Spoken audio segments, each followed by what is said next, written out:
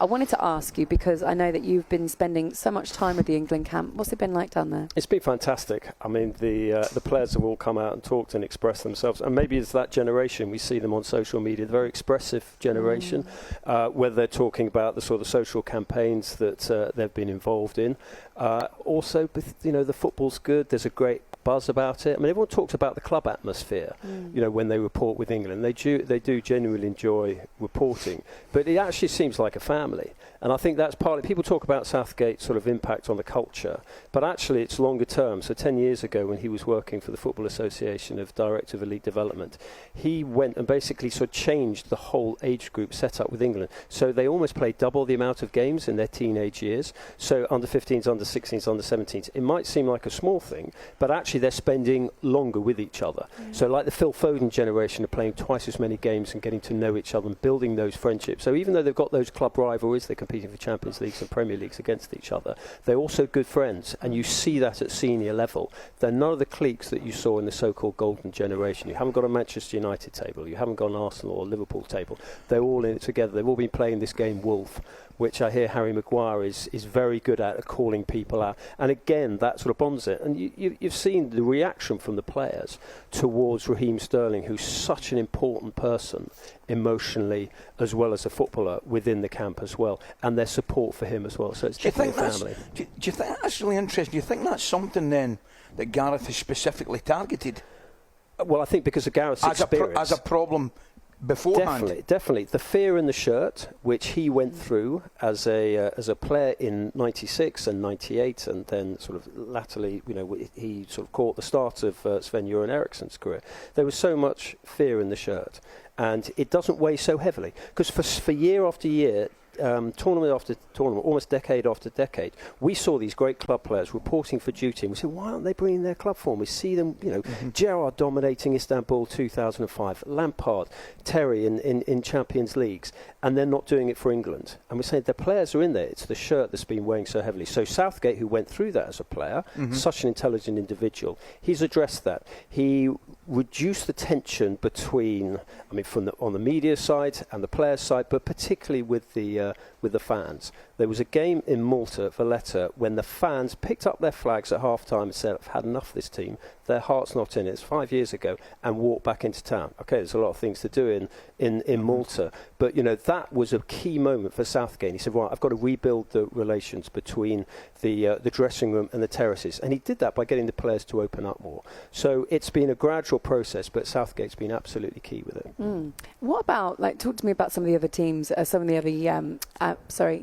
other teams that you've been watching. So we've got we know roughly what the quarterfinals are going to look like. We've got another couple of round of 16s tonight.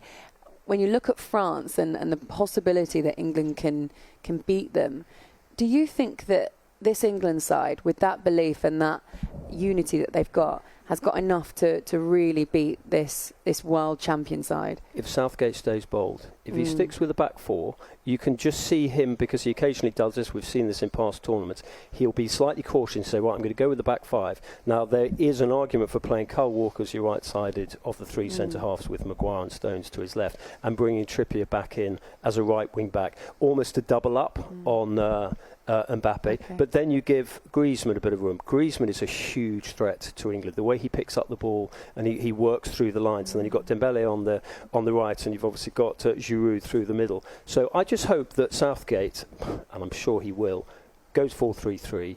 The midfield will stay the same. Bellingham, Henderson and Rice is a fantastic combination. Declan Wright, Chesney's big mate. I think they're going on tour together, judging what Declan was saying the other day. It's a good balance there, it is a great balance there. And Southgate was talking about this the other night, about how having Henderson there allows Bellingham to play as an 8, almost like a 10 at time, to bomb through it. Because at that age, he's a fabulous talent, but tactically he will be slightly indisciplined, and he'll want to make those runs. So I just hope that England go on the front foot against France. And if we go out, and everyone's expecting England to have trouble against the world champions, clearly they're a magnificent side, but let's have a go. Yeah. Just said the exact same thing, didn't I? I just said the exact same thing. There would absolutely no disgrace at all, Henry, in losing to France, as long as you give it a go. And that's why I would be staggered if he went to 3 and changed his team, because I don't think certainly the way England have played, I don't think it's the right thing to do, but I also think it would leave himself open to unbelievable criticism.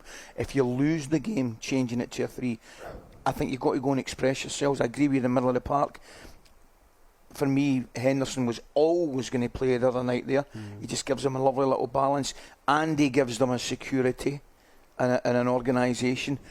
Clearly, the main threat would be Mbappe, but as I said yesterday, the fella on the other side can play. Don't worry about that. And you've mentioned Griezmann, but Dembele on the other side can play. It's not England style to man mark. It doesn't happen so much. I know it happened a bit more in your era, Ali.